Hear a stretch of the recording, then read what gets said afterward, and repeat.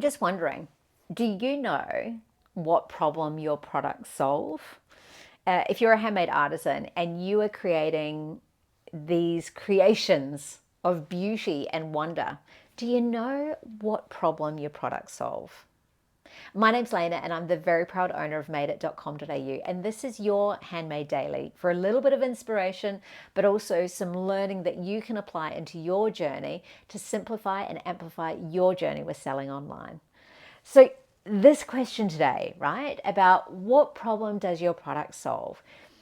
When it comes to making things of beauty and whimsy and creation, the problem isn't always very clear.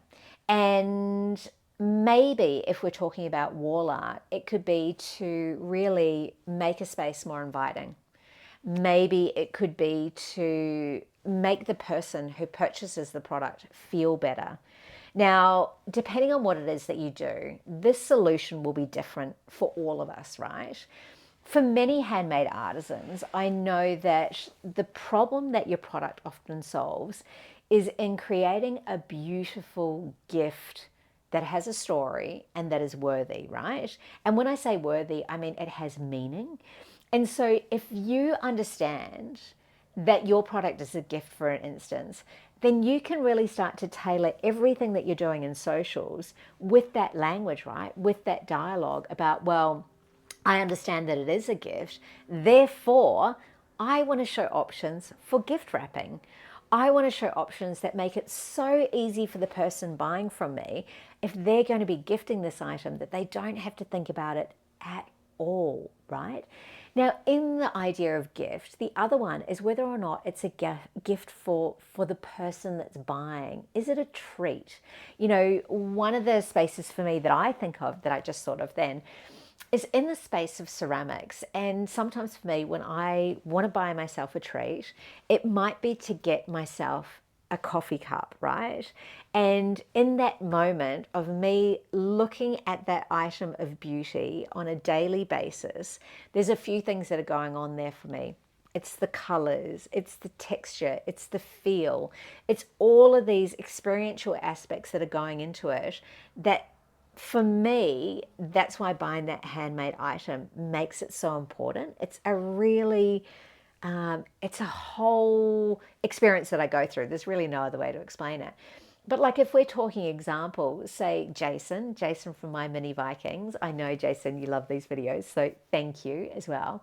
But with your Vikings, right, I would say that more often than not, they're a gift, but also what sort of gift are they, right? Because of the nature of your beautiful Vikings. And if you don't know who Jason is in My Mini Viking, go check him out on Made It, of course.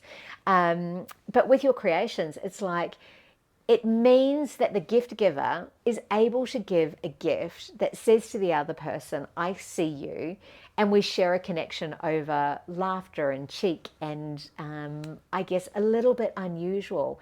So once you know that, it means that you can start to tailor that in your stories, in your content, and all of those aspects.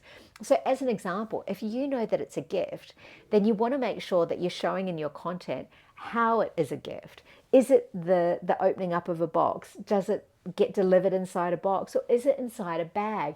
Like, how can you show all these aspects so that straight away when a customer's coming to you and connecting with you through socials, or perhaps connecting with you through, you know, your Made It store. If you're not already on Made It, jump on the wait list. We're opening up next week as well, by the way. But that's all those things. That means that you're speaking to the customer directly, and it shows straight away that you really understand how your product is used. Now, with our fashion label, right, one of the things that we had created in our Facebook group is we had a very strong connected community, you know, much like what we have, which is amazing. But the one thing that we realized that we were solving, we became a positivity bubble.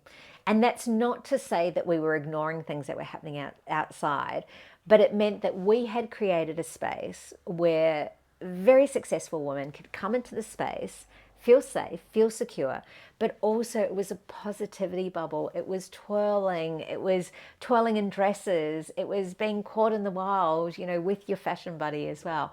But all of those aspects meant that, strangely enough, even though we were creating these jersey wrap dresses predominantly, we were creating so much more than that. We were creating an identity within the community where they felt seen and they felt connected. Now, that's a pretty conceptual thing to take in, right? But that meant that we knew very clearly what was the problem that we were solving.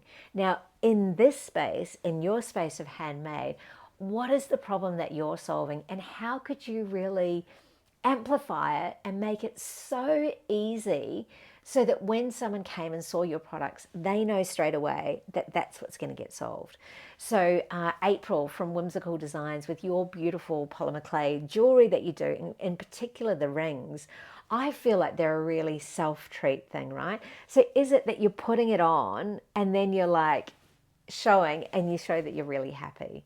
That little video there may be just the thing for another customer to jump on and go, oh, I get it. That's the feeling, that's the experience I'm going to get. So that's it for the Handmade Daily. This is your prompt to grab out your handmade notebook and start writing down and having a think about, what is the problem that your creations solve?